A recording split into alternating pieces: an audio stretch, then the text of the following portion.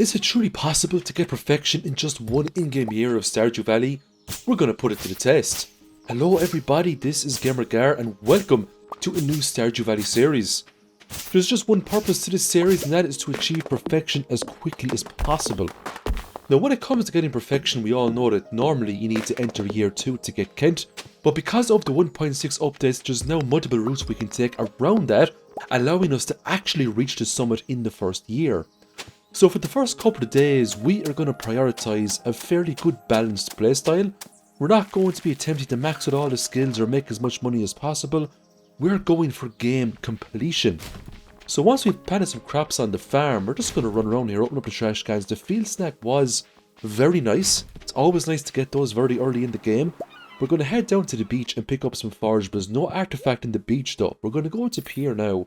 And we're basically going to purchase between 1 and 2 of every single crop he has, except the bean starter. Why didn't we get the bean starter? Because I forgot. I somehow just skipped past it. But not to worry, within the next day or two we will go back to Pierre. I will absolutely pick up those lovely beans. We're going to whack away all the weeds and attempt to make a nice little path so we can go from the top of the farm right down to the south and out to Cindersap Forest without getting caught in too many rocks and things like that. We're going to pick up the forageables in Cindersap Forest along with all the spring onions. Then we're going to head back to the farm with all these mixed seeds. We're going to plant them. We're then going to eat all of these lovely spring onions. We'll get a fairly good energy top up from these. Once this is done, we're going to basically mine rocks until our character passes out. We have 0 gold. We already got a skill up today, so it doesn't matter if we pass out from exhaustion. We'll start the next day with 0 money penalty and full energy. Level 1 foraging at the end of the day, which was nice. The next day starts with the watering of crops. We still have 0 gold at the moment because we didn't sell anything. Now once all of these crops are watered up, we are going to go down to Willy and we're going to pick up the rod. But the first thing we're going to do is get all these hoeing spots that we can see. The carrot seeds are very important. If we want to obtain perfection, we will have to ship 1 of every crop in the game at least. So the carrots also count. When we got down to the beach, we picked up our first artifact of the challenge, the anchor. Now, the sooner we can get all of the minerals and artifacts to Gunther, the better.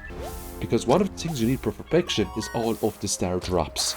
Now, we did a lot of fishing today. It's also worth noting too that I am doing no day resets. So if I don't get the fiberglass rod today, we're just moving on.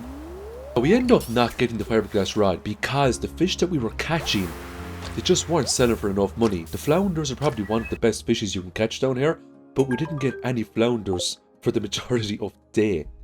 We will, however, grab the 250 gold from handing in the first artifact to Gunther, which was a nice prize to get.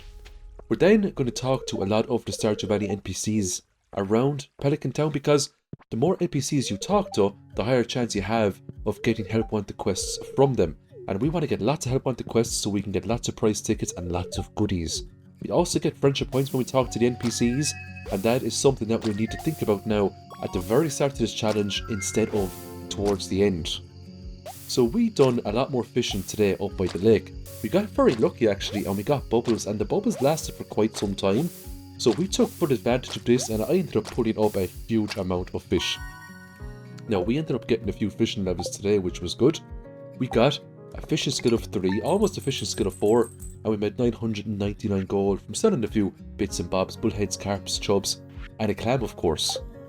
The next day starts with getting the furnace recipe from Clint. We can now craft furnaces. That's going to be vital for game progression. After collecting the forageables here, we're going to do some fishing. Now we will attempt to get our hands on some catfish today because catfish are extremely profitable, but we also want to get max level skills as quickly as possible because I feel if we want to get perfection in year 1, a lot of that is going to come down to how quickly we can get mastery because a lot of the mastery perks are extremely overpowered. We're going to sell a few fish to Willy and now we're going to pick up the fiberglass rod. With this, we can attach bait to it and that will dramatically increase the fishing bite rate. So it's way more profitable to fish with that. We're going to donate more artifacts into Gunther and we're going to get him to break open even more geodes. We're getting very lucky with obtaining geodes from the fishing treasure chests. So Clint's breaking all these open for us. Now, I purchased some copper ores off Clint today just to make a furnace. I was trying to get a pickaxe upgrade today before Clint closed, but we just didn't have the luck. But there's still no harm in making an early furnace because we can smelt bars as we fish. And because we only have one furnace, it'll save a little bit of time as we smelt bars every, a couple of in-game hours.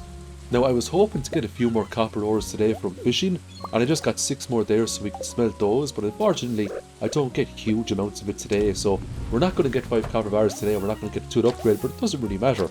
We can still get to an upgrade in the next day or two.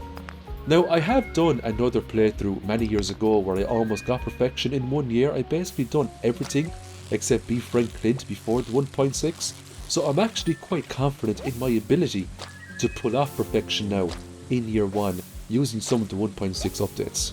So it's going to be very interesting to see now in the next couple of weeks and months the techniques we use in order to make that happen. We're picking up Health Wanted quest here as well. Sebastian was looking for the topaz.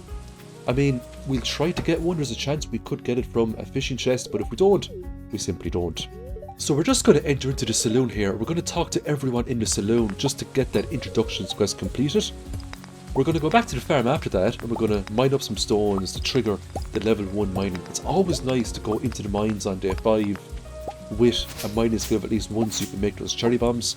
The proficiencies are also very important, because the higher the mining skill, the less energy we use when we swing the pickaxe. And of course, that's vital when it comes to making early progression in the mines, because energy always seems to be a bottleneck, especially for me. I got lots more spring onions today, and we got the fishing skill up to 5, which was nice. Fish worth 25% more, that's a no-brainer. We picked up the mining skill too, and we can now make cherry bombs. Cherry bombs are fairly easy to make. You just need some copper ores and some coal, and you can make cherry bombs. The next day starts with the watering of crops. We're then going to run down the Sunset Forest, pick up some more forageables. That gave us the forage skill of 2, which was nice. We got even more spring onions today. Spring onions are just so handy for energy early on. We're going to make some wild seeds. Now I made it for a couple of reasons. The main reason was we need to accumulate enough gifts and we need to do it quickly. And the spring wild seeds will give lots of enough gifts: horseradishes for Krobus, leeks for George, and of course daffodils for Sandy in the desert. So there's a lot of reasons why we want to accumulate lots of spring seeds during the month of spring. We're going to sell some more fish to Willie, bringing us back up to almost 2200 gold. We're going to take a look at the Help Wanted quests. Clint was looking for 10 iron ores, a little bit unlucky again with the Help Wanted quests. Iron ores are something we can't freely access at the moment, but there's a chance we might be able to get them from fishing chests, but still, a lot of it's down to RNG. After talking to Maru, we finally completed the introductions quest. We're going to get the backpack upgrade now, the first one, for 2000 gold, because having the extra inventory slots makes a big difference, especially when we're pulling up tons of fish in the early days.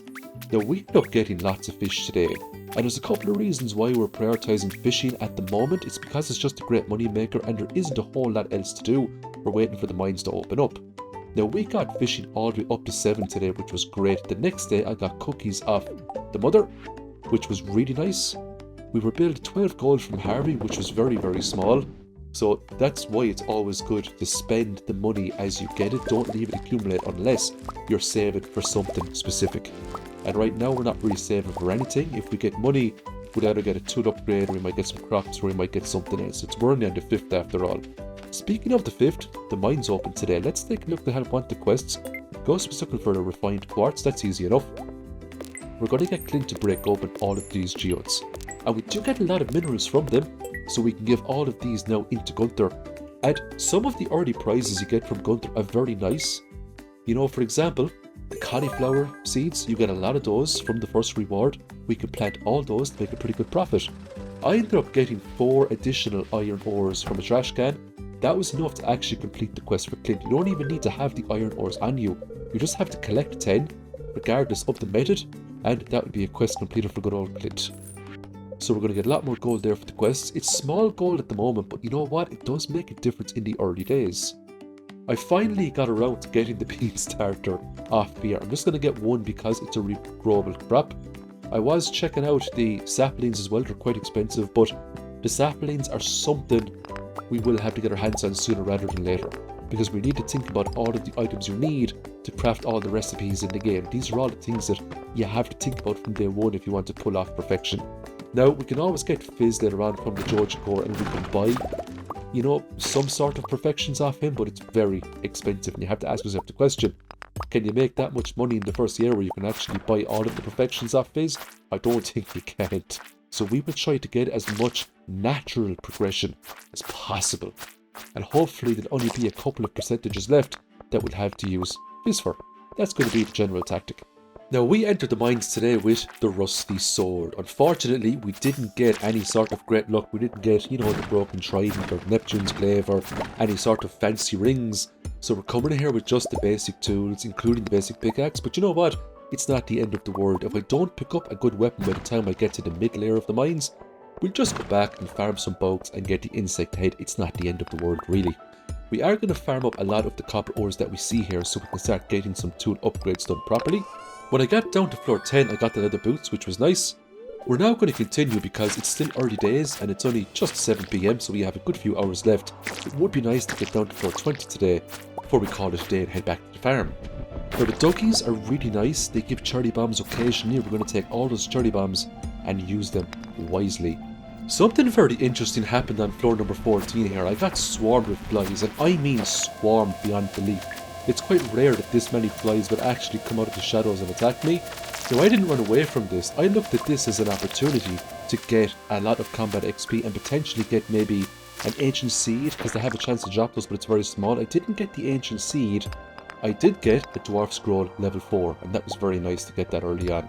Sometimes people find, it problematic to get that scroll, so it's always nice to get that before the others. I also picked up a nice new weapon, the wood club. Because of this, we won't have to go farm the insect head, we can just continue. It's a hammer type weapon, which means we can slam it into the ground and hit enemies multiple times with it, and it has a pretty good base attack power. It will do the job for, I'd say, maybe 50% of our progress through the mines before we have to swap it out for something better. So for now, we're going to use that club and we're going to pave our way to perfection. So we passed out in the mines, got past floor 20, got a couple of skill ups. I sold a lot of stuff today as well. I made a total of 5,283 gold. Most of that came from the fishies that we pulled up the previous day. Chubs, carps, bullheads, largemouth basses, and other bits and bobs. We have some mining stuff in there as well. And a lot of that stuff has to be sold anyway for perfection. There's a lot of stuff you have to ship off, to get those percentages. Today was Saturday, which meant that the forageables would have maximised down by the beach before they reset into the Sunday. So we're going to cut down all these trees to amass a total of 300 pieces of wood. We're also getting good foraging XP for this too, so that was nice. I hauled up a prehistoric rib from the ground, which was pretty cool. So we're heading down to the museum first of all. We're going to donate all of the minerals and artifacts that we've come across. Now, if we donate enough of these to Gunther, he will give us the key to the swords. It would be nice to get the Krobus sooner rather than later. We're also going to pay Clint a visit and upgrade our pickaxe. We didn't really need to upgrade it right now, but because I had the funds and because I had the bars, I said, you know what, let's just get it done. Clint is going to break open even more geodes today. We just picked up a thunder right there, and we end up getting a slate and a few other bits and bobs. And all of these items will be given in to our good friend Gunther as well. If he already has the mineral, we'll just sell it and make a profit that way. We're going to get the 9 cauliflower seeds now, and we're going to plant those back on the farm. But first, we're going to run down to the beach, and we are going to hoe up all of the spots we can and collect all of the forageables. But first, let's fix up the bridge. We just needed 300 pieces of wood to fix that, and we were blessed with a lot of forageables, including the very precious sea urchin. We can use that to make a bait maker later on, and once the bait maker is made, we can basically choose what fish we want to pull up for the whole day. So that is going to greatly maximize fishing profits. For the rest of the day, we're putting up more fish. If you're wondering why I'm not targeting catfish, why I'm up in the lake area instead, it's because it's much easier to get perfect catches up here, and I'm all about skill ups right now, instead of, making overall profits. The largemouth basses aren't nothing to snuff at anyway, they sell for pretty good money. Now, we got very lucky later on, and this is a very rare event. This is something I'd never get. A fairy visited our farm, and she is going to dramatically increase the growth rate of a lot of these crops. So we're going to get to harvest a lot of these crops either tomorrow or in the next few days, which was really nice. That means we get to pick up an early cauliflower, potato, and other bits and bobs. Level 3 foraging was essential as well because we can make the cookout kit, and we got level 8 fishing. When I woke up, I saw a crow fly off and destroy one of the crops. That reminded me I need to make a scarecrow. So we're going to absolutely make a scarecrow, and that will deter all of the crows from coming back again. We had the mats to make that, and we're going to put it down right here, just to get the best coverage. If you're wondering what all those green blocks are, all mods are listed in the description. That is the UI info suite 2. We picked up a book of power. This is our first one. Jack be nimble, Jack be thick. A permanent +1 to defense. You can only get that from hoeing spots, so it's really nice to get it. We also visited the wizard, and he is going to teach us the magic of the Junimos so we can interact with the community center bundles. I still haven't made up my mind if I'm going to go the community center route or the Georgia route. I think, to get the best chance of perfection, the Georgia route would make sense, because that would allow us to get into Ginger Island super early, so we can focus down those golden walnuts and other bits and bobs, but we'll see how we progress. Now, it was Mary Lewis's birthday today, and we got quite lucky with the travelling merchant. We picked up the hot pepper. It was 900 gold, but it's worth it, because it's a loved gift for Lewis, and it jumped him right up to 3 hearts out of 10, so that's very important. We also completed the quest, How to Win Friends. We're now going to go back down to the beach, and we're going to pull up some fishies. I was focusing on sardines as well, to make some dish of the seas very soon. Managed to get a diamond with a couple of emeralds in one treasure chest. That was really nice. Now, I'm actually going to sell those because I need a little bit more money right now. And for the rest of the day, we're just pulling up more fishies. The reason why we spend so much time down there is because we also need to think about the fishing collection. In order to get perfection, you need to capture every fish in the game. So, we just gotta be versatile. We made almost 9,000 gold today, primarily from selling fish and a few other bits and bobs. The next day, we're going to go into the community centre and we're going to donate all of the forageables to complete the spring foraging bundle.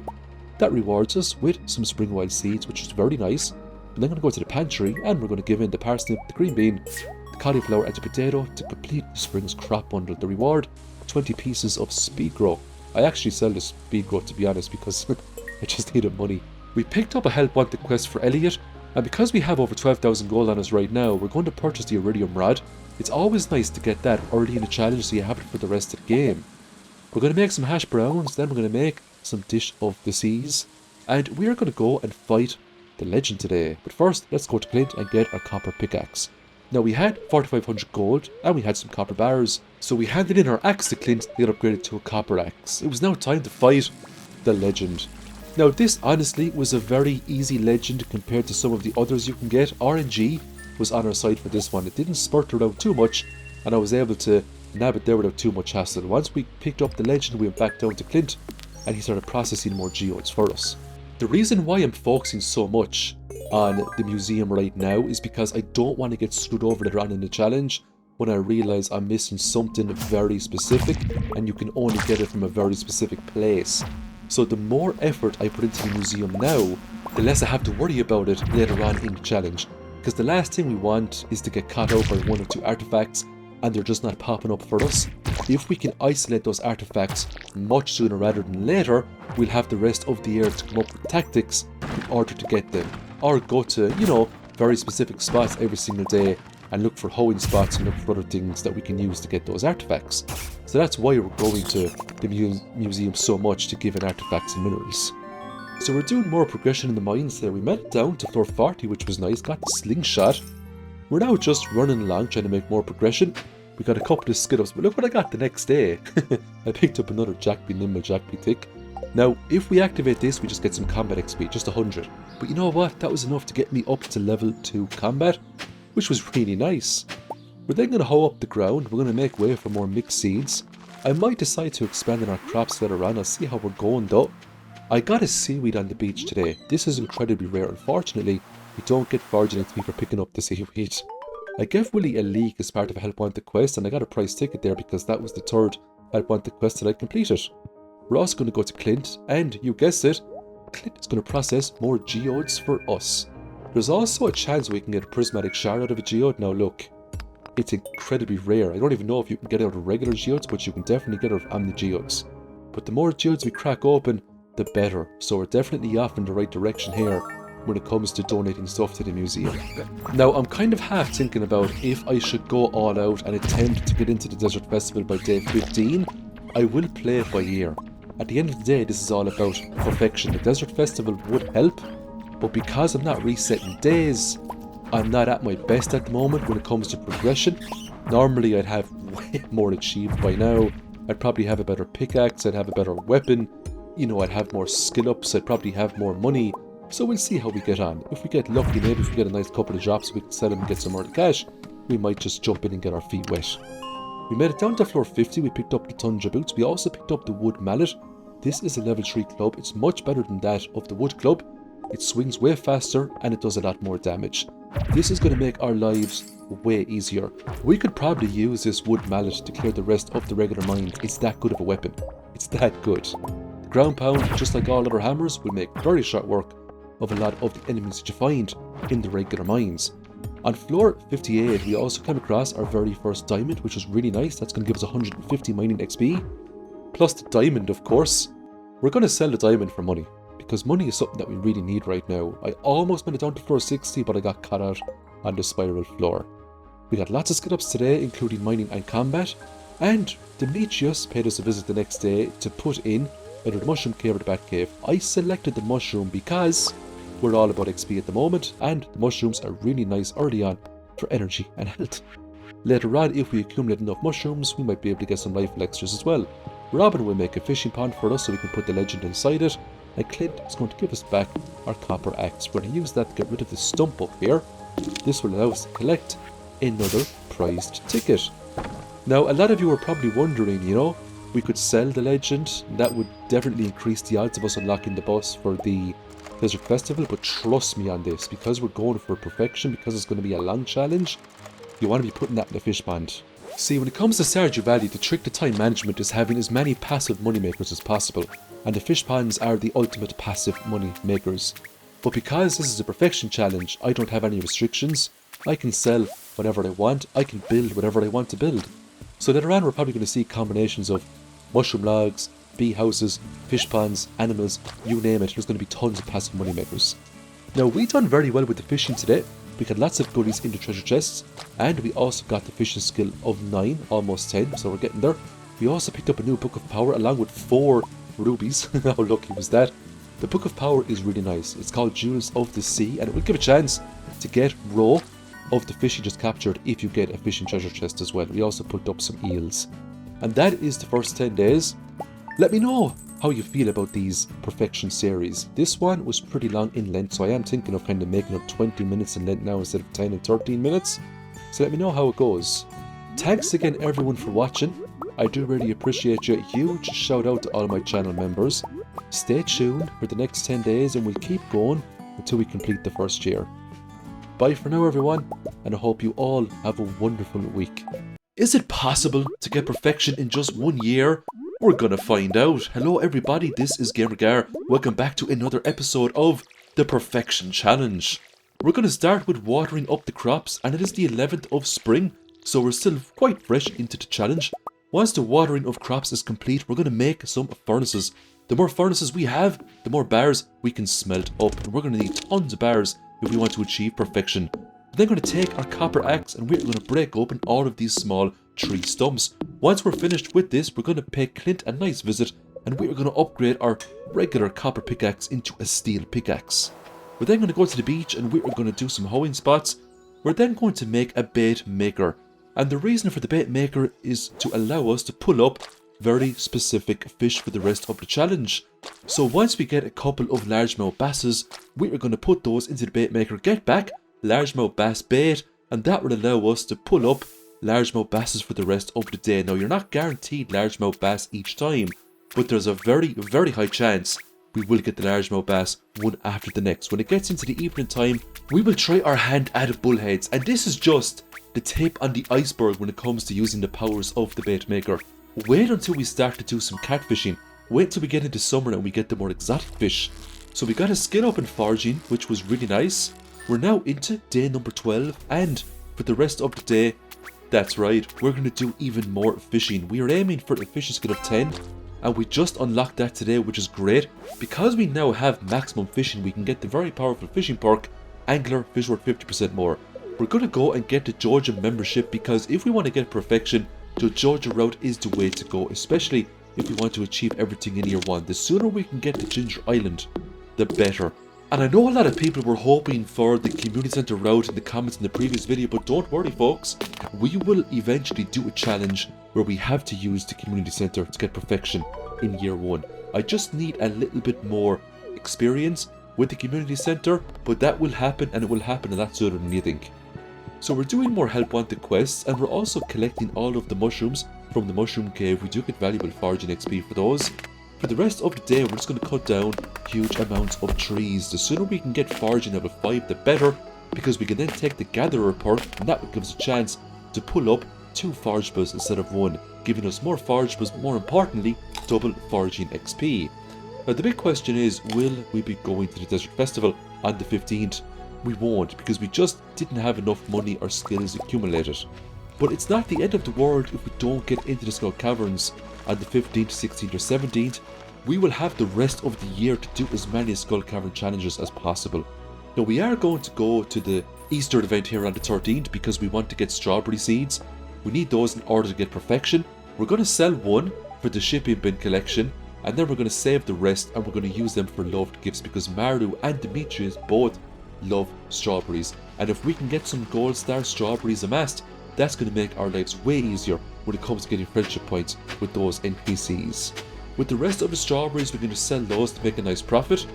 We also put our legend into the fish pond. We now have a legend fish pond, and hopefully every couple of days that will give back some legend raw, which sells for over 2,000 gold a pop. Once we get our farmers get up even more, we can make reserve jars.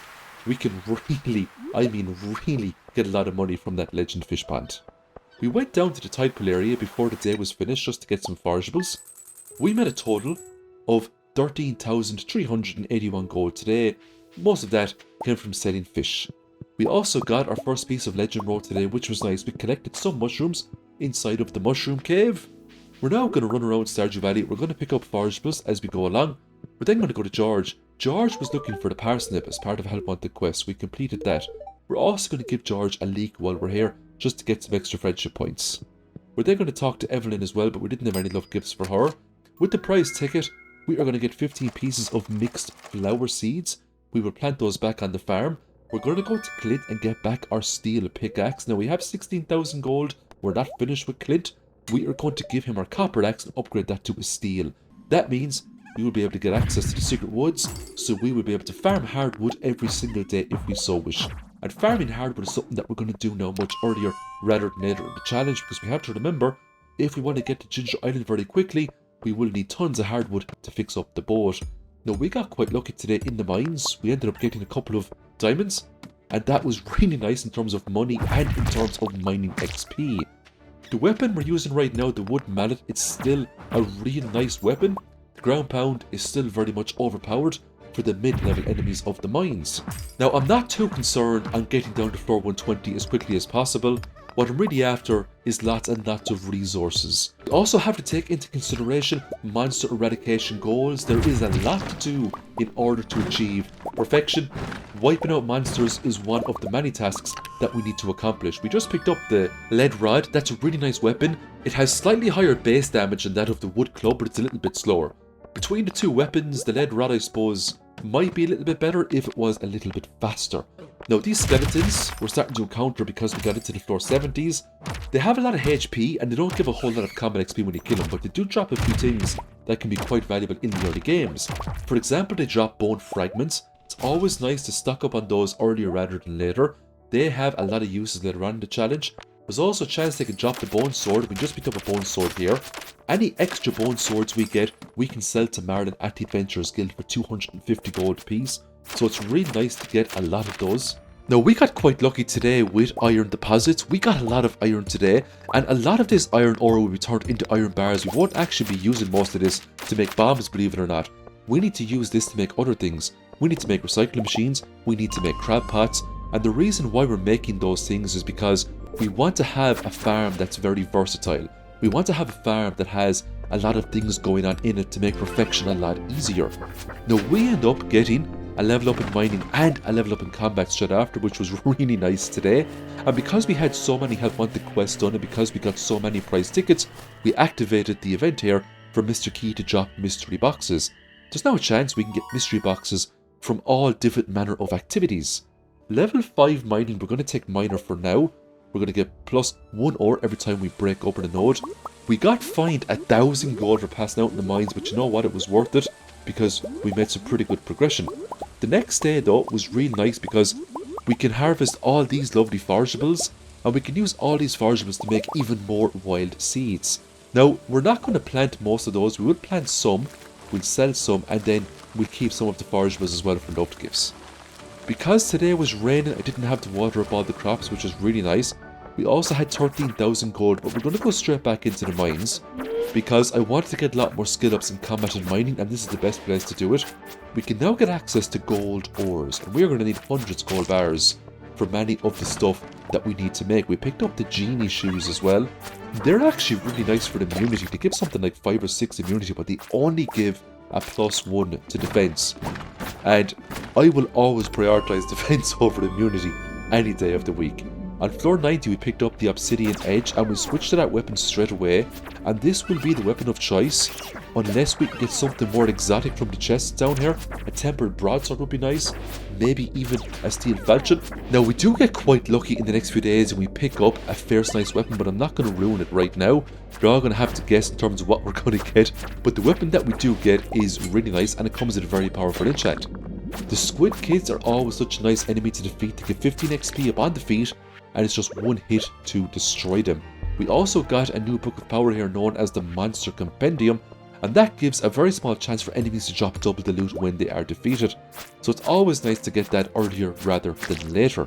Now we ended up getting very lucky on floor 96 and we got yet another diamond.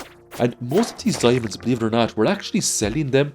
I'm not actually accumulating them for triple shot expressos just yet because I'm still at a stage where I'm not happy with the amount of money that I have. I want to unlock the bus, I want to get it into the Skull Caverns, so I'm now at that stage where I just want to accumulate lots of money, but there's other things I also want to get. I also want to get the fish smoker.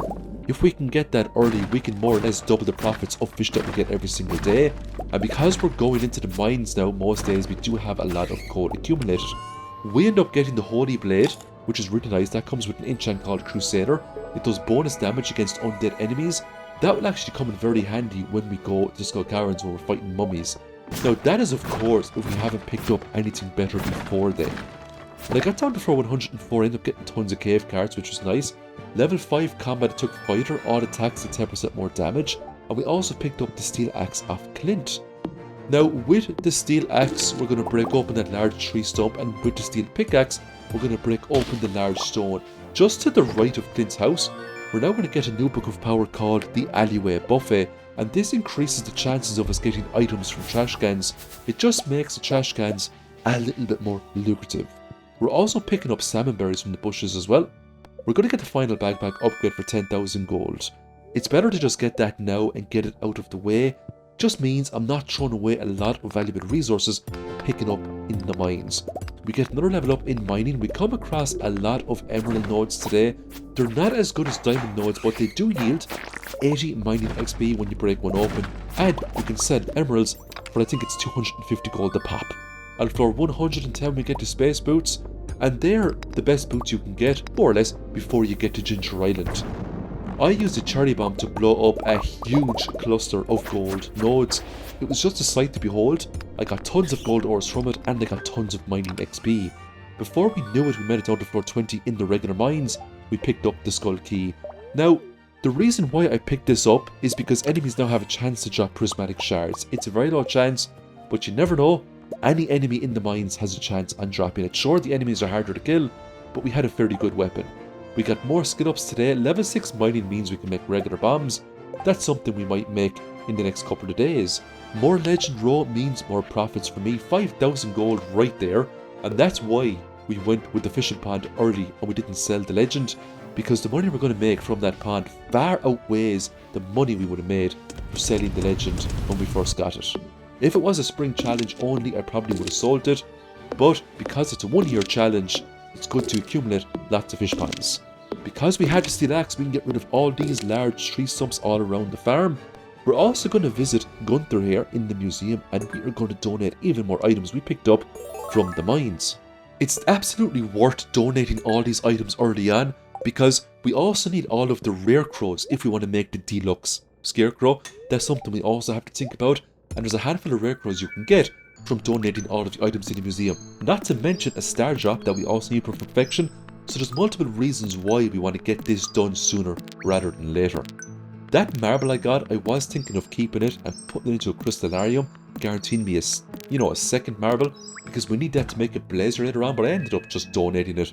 I surely will come across at least one more marble later on in the challenge. Hopefully it's a choice I don't come to regret. Could you imagine us failing progression or having to buy a percentage because we couldn't get another marble? It would actually be funny and sad at the same time. Now, because we have our fishing skill maxed out, it doesn't mean we're going to stop fishing. We are going to absolutely fish. We're going to use that level 10 perk to the best of our abilities. Eventually, I will get the fish smoker, and we can start smoking up all these largemouth basses. We can start smoking up all of the bullheads. And if we get rainy days, we can spend a whole day just putting up catfish, and we can start smoking those up as well. And then we're going to see some serious money come through. We made a lot of money today. You know, we had a lot of largemouth bass caught. A lot of bullheads, some carp in there as well. If we take a look at the mining stuff, we got diamonds, lots of gold bars. Gold bars are really nice in the early days. Obsidian, jasper, those things have already been donated, so any spare ones we get, we just sell them. In terms of monster parts, solar essences, slimes, bat wings, white essences, eventually we will have to accumulate a lot of those to make certain items in the game, but we have the whole year for that. For now, we're just going to sell lots of stuff and get lots of money. It was actually Pam's birthday today and I had a gold star parsnip. Pam loves those. It got her right up to 3 hearts. Pam will give us a recipe note the next day for that. I also went to Gus and I picked up a spaghetti. Reason being, we're making our way up to Robin's with her last axe. It would be nice to give her a loved gift while we're up here. We also gave Gus a green algae because he wanted one as part of a help wanted quest. So that was one step closer to getting another prize ticket. Now we got very lucky here with Sam. He wanted a diamond as part of a help wanted quest. That's the most profitable help wanted quest you can get. You get back 2,250 gold. With the prize ticket, we're going to get more mystery boxes. If we get one more prize ticket, we can pick up the star drop tea, and that will be used on some NPC's birthday, especially an NPC where we can give them maybe a gold star loved gift, just to more or less max them out or almost max them out. The more NPCs we can get maxed out now, the better. So we're back in the mines. We're in the mid-tier. We're focusing on iron ores. We're focusing on jades. There's a chance you can get jades from killing slimes. We're also focused on monster eradication goals. The dust sprites does take quite some time, but the more dust sprites we kill in the early days, the less we have to kill in the later days. We do have to kill 500 of these. Now, because this is a perfection run, there is no restrictions. That means I can go all out once I get all of the masteries. And there's a real cool combat build I will be using later on, where we can use the burglar ring, we can use the hot jabber ring, we can use the parrot, and basically we're just going to go around with a monster musk, wiping out monsters left, right and centre, and the items that we're going to get from that we can sell to make huge amounts of money. I'm going to show you in this video how profitable combat can actually be. Mastery was just a fantastic rebalance of the whole game. Not only did it make farming even more overpowered, but it made all of the other professions extremely powerful as well, and not just in the money-making category. That Woodcutter's Weekly was an absolute magnificent drop from wiping out those dust sprites. It gave me 250 XP towards foraging, and that's the bones of cutting down a huge amount of trees. It's always nice to get skill books when we go and fight enemies. These infested floors were an absolute godsend. The more enemies I get to fight, the better. So we get level 3 farming at the end of the day. We can now make bee houses. And when I unlocked the recipe for the bee house, it hit me quite hard and I realised I didn't have any sort of tappers put down yet. I didn't have any tree farms made. So we are going to take the time to put down some trees because we want to get oak resins, we want to get pine tars, and of course we want to get maple syrups as well. So we're going to go to Pierre here now and we are going to purchase some kale. I need to make some money. I mean lots of money. So I thought to myself, 200 pieces of kale should be doable. I could have bought way more. But if I bought more, I'd spend the whole day watering, and we don't want that. I went to Clint, I picked up my gold axe. We're now going to hand in our steel pickaxe and upgrade that to a gold pickaxe. Now we can't upgrade those any further. We will have to do skull carving runs. But it is nice to have gold tools much earlier rather than later. Once we're finished with the axe and the pickaxe, we'll go through the rest of them as per usual. The watering can, the hoe, and of course the pan when we pick that up as well. We're going to go to Willie and buy the fish smoker. This is going to dramatically increase profits we make from fishing. I gave Haley a daffodil as well because I want to get more friendship points up with her. Jodie gave me a quest to give her the cauliflower, so I gave her one and I gave her an additional cauliflower just to get some friendship points up with her as well. We're now back on the farm and I used my scythe to get lots of unmilled rice. I'm just going to sell this raw. If I had a mill I could have turned it into rice, but you can just buy it from here as well. I sold the unmilled rice just to make some extra money, but I think we also need to sell it for the shipping collection as well. We're then going to spend the rest of the day hoeing up the ground and planting kale. This is going to be a big project, but it is going to pay off so well, and it's going to give us a lot of farming XP.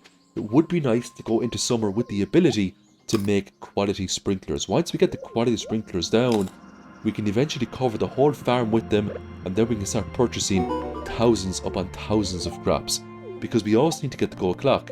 Now, someone mentioned that it was cheaper to, buy 10% of perfection rather than spend 10 million gold to get the gold clock that gives you 10%. Just so we're all clear, I want to get as much natural progression as possible when it comes to achieving perfection. So I will absolutely be aiming to purchase the gold clock with all of the warp obelisks. I went to the saloon today. I gave Clint an amethyst, he loves those. I then spoke with Gus. I purchased 2 beers, a salad, and I also purchased a spaghetti along with a coffee. And the reason why I'm getting these, I also got the pizza there as well, is because these are all loved gifts for people. Now, I didn't want to buy too much because I didn't have huge amounts of money, but because everybody was here, or most people were here except Harvey, I thought it was just a good idea to start giving lots of love gifts out now to get those extra friendship points. And it's going to pay off real well. I'm also going to visit Marlon, and I'm going to sell him all of the items I'm never going to use again, all of the weapons I'm never going to use, all of the boots I'm never going to use. It just means that I have a lot more inventory slots in my chests, and I made a little bit of money as well from selling stuff that's actually useless right now. I also went down into the secret woods as well, and we are going to wipe out all of these lovely tree stumps for foraging XP and for hardwood. There's also a chance we can get mahogany seeds from that as well. I made some recycling machines with my iron bars, so we're going to make 5 of those in total because we have lots of trash accumulated from all the fishing we've been doing. The next day was raining, but the day after is also a rainy day, so we got extremely lucky here with that 200 kale that we planted. I also got 500 pieces of gold off the mare, which is really nice. Now, all of those iron bars that I'm collecting, they're going to be used to make even more stuff, including crab pots. I also needed wood to make crab pots as well, so I spent a good deal of time this morning just cutting down lots of trees to get lots of wood. While I was cutting down trees, those furnaces were smelting up more iron bars for me. I had a lot of iron accumulated, so I can make lots of iron bars no problem at all. I was also very close to getting foraging level 6. We do want to get foraging level 7 as quickly as possible, because then we can make tree fertilizers and we can start making lovely tree farms. Gold Axe was really paying off in terms of time and energy. It just took a handful of swings, not as good as the Iridium, but still, I was cutting down trees very quickly.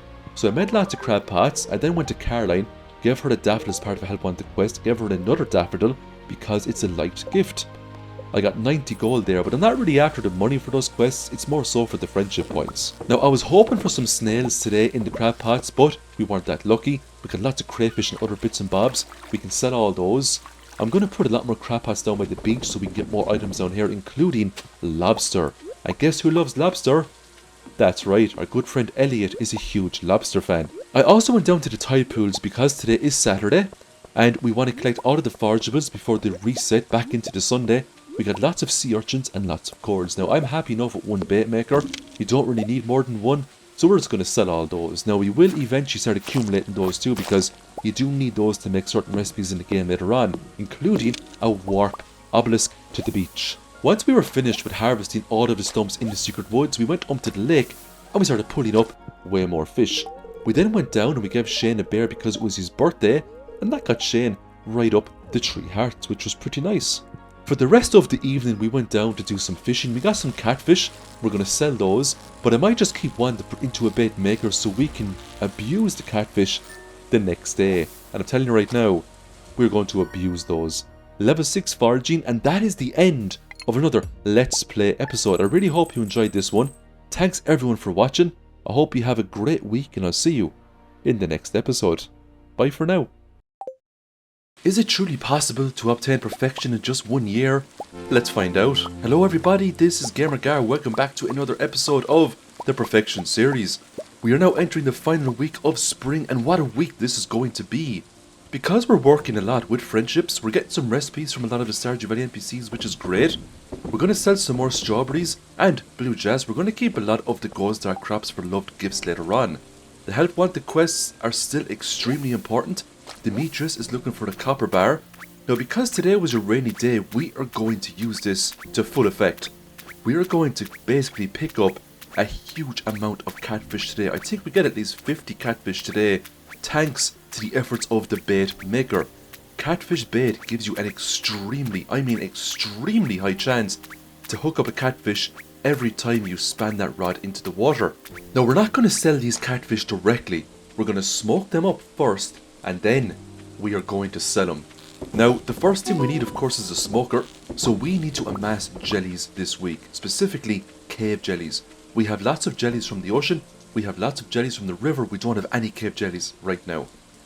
So we just got farming level 4, we can make the preserve jar. This is a huge boon to us because we can now put our legend row into that and we can get a much better profit for it.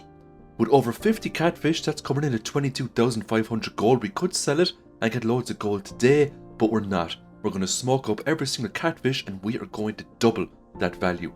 All of the other fish will be sold, you know, like the crab pot fish, the shads, things like that. We are getting fined a lot of money because we're passing out, but it doesn't really matter because that extra hour that we use to get fish well exceeds over 1,000 gold. Now we are going to get some foraging done today. All of these leeks, dandelions, daffodils, horseradishes, some of them will be sold, a lot of them will be kept and used as loved gifts. If you take a look at that pink chest that we have there, that chest is going to have one function and that is to hold loved gifts for all of the Stardew Valley NPCs. It just makes it easy for me to stack it up with things, and then every time we have some free downtime or when a new week starts, we can take all of the love gifts out, run around the valley and just start gifting everyone left, right and centre. So we just went to Clint and we picked up our gold pickaxe. We're now going to give Clint the watering can and we're going to upgrade that to at least a copper. We might upgrade it again to a steel. It would be nice to have a good watering can going into Ginger Island. We're then going to head up here and we're going to fish up 4 chubs in total as part of a help wanted quest. And it's very important we keep doing the quests because you get some really nice things from the prize ticket machine. Now for the rest of the day we're heading up to the mines, we're on floor 100. All we want here are cave jellies. We don't get the best of luck today and the majority of things we do fish up are trash.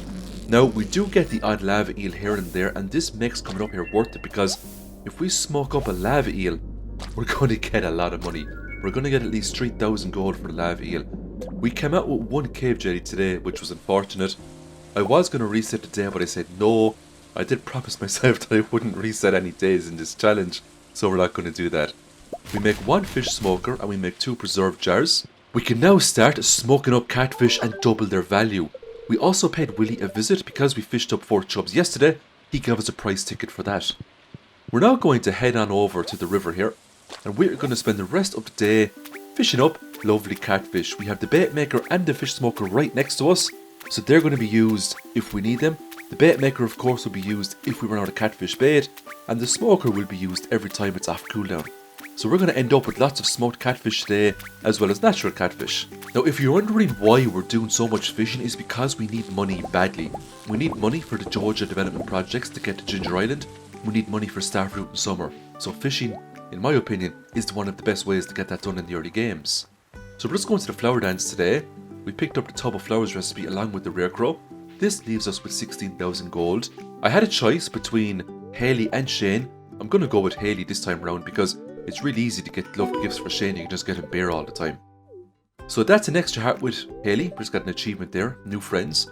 So I believe that is now Haley up on 5 hearts out of 8, which is really good. To be honest, most of the Stardew Valley NPCs have love gifts that are fairly easy to obtain. The hardest by far though is Pierre. Pierre is quite difficult. There is no kind of loved gifts you can just forage or, you know, pick up off the ground to give to him.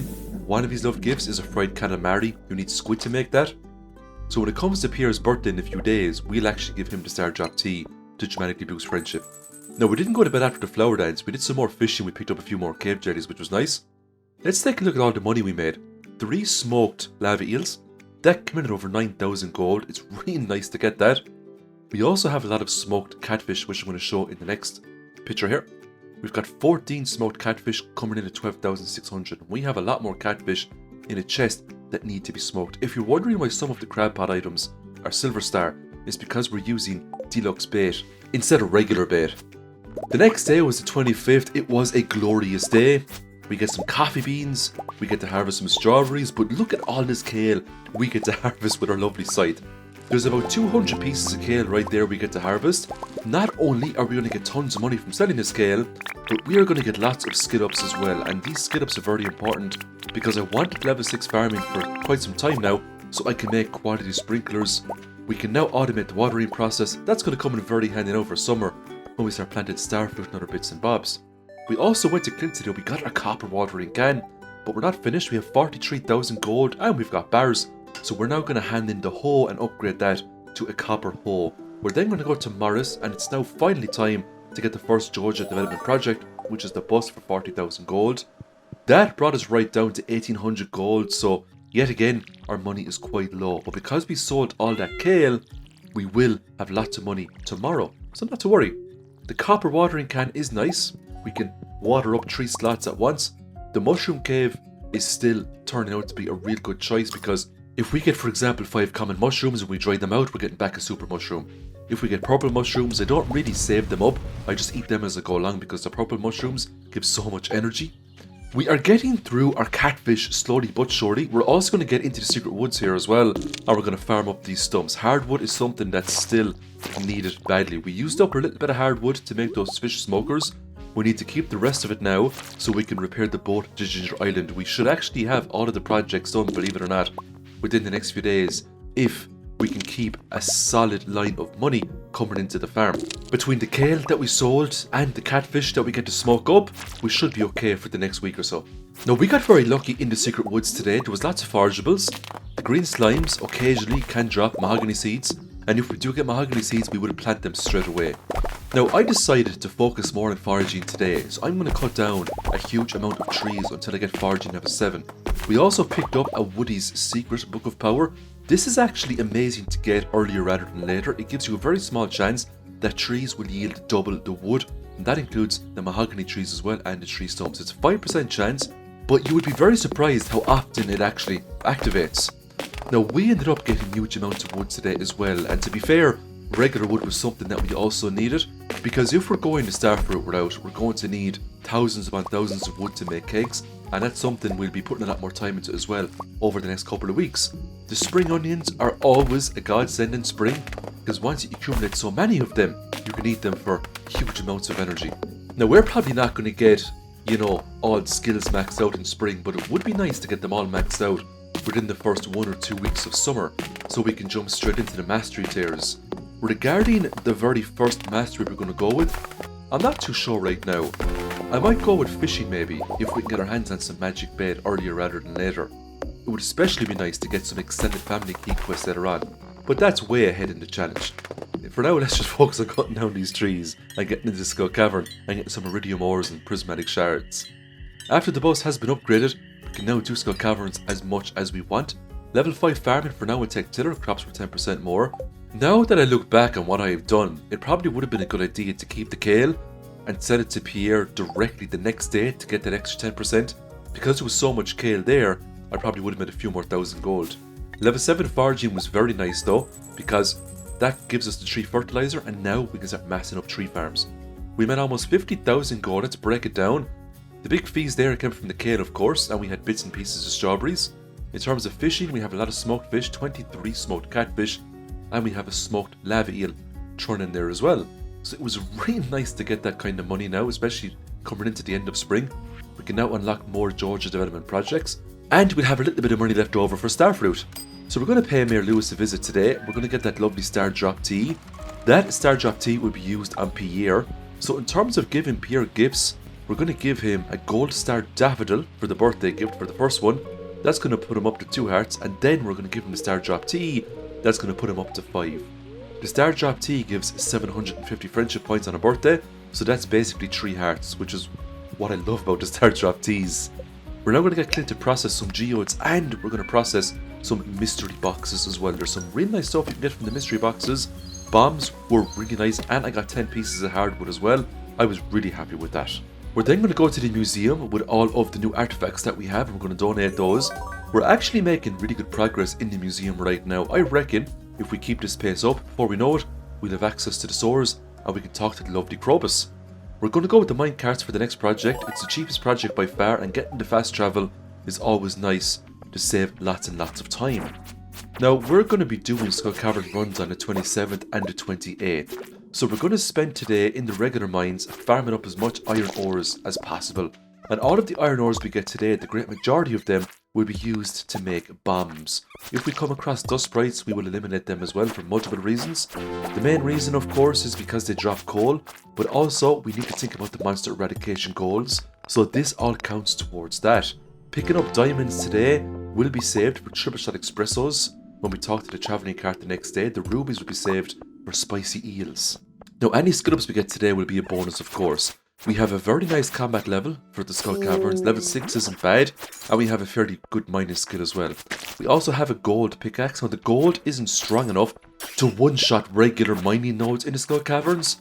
It would still take 2 swings, but the reason why I went for the gold is because I only have one more upgrade to do to get the iridium, and because I had the money at the time in the bars, I said we might as well get the upgrades done now rather than later.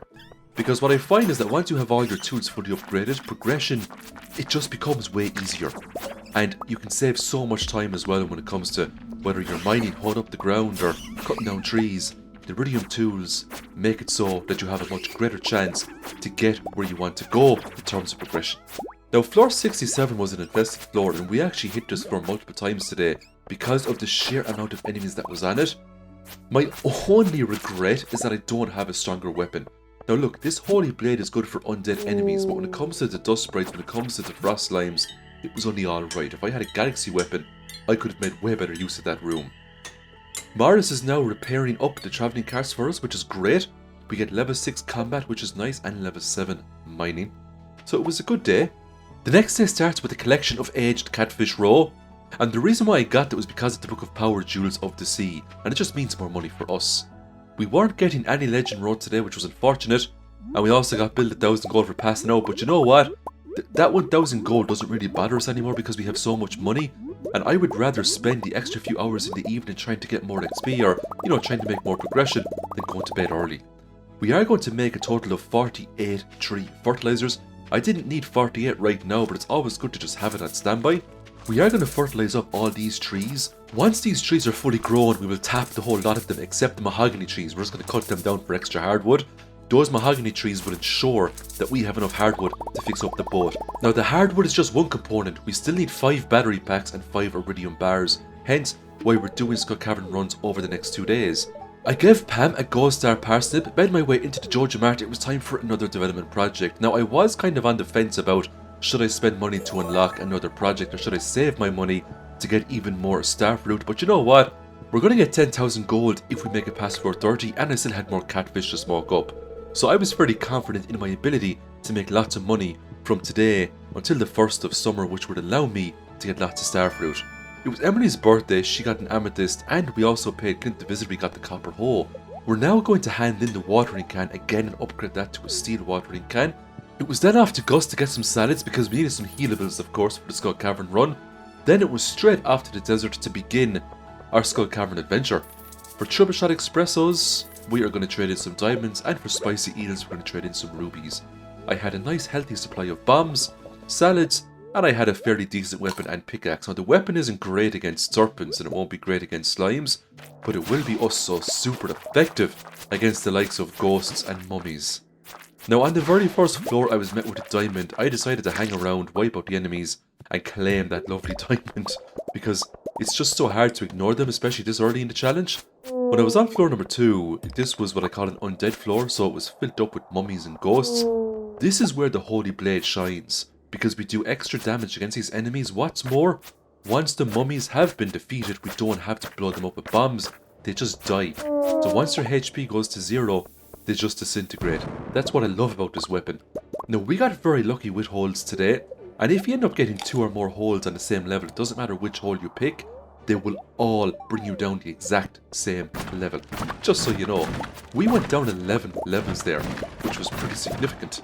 I was hoping for a lucky ring in one of these chests, or some sort of a weapon upgrade, but it wasn't meant to be. Now we didn't have the greatest defense right now, and my health was below half. As a rule of thumb, I will always take a salad or some sort of healable before I jump down into the next floor. You never know what you're going to meet. Sometimes you could jump down, there could be nothing, sometimes there could be a few enemies, other times there could be about 5 or 6 serpents ready to ruin your day. It was so satisfying to just attack all these mummies at once and just watch them all die without using bombs. Each one was giving me 20 combat XP as well. When I got down to floor 20, I was swarmed with bats. I mean, there wasn't like 2 or 3 bats, there must have been about 15 or 20 of them, and it was just so nice to wipe them all out and get all the bat wings.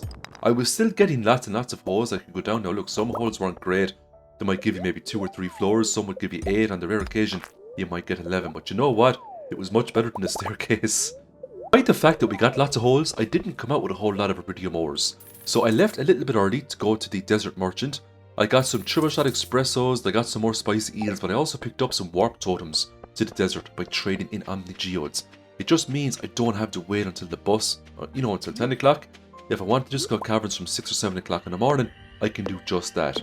I got Morris to fix up the bridge here. We can now enter into the quarry. The quarry will be put to great use in this challenge. Once we get rid of all the resources in the quarry, it'll more than likely end up being a huge tapper farm.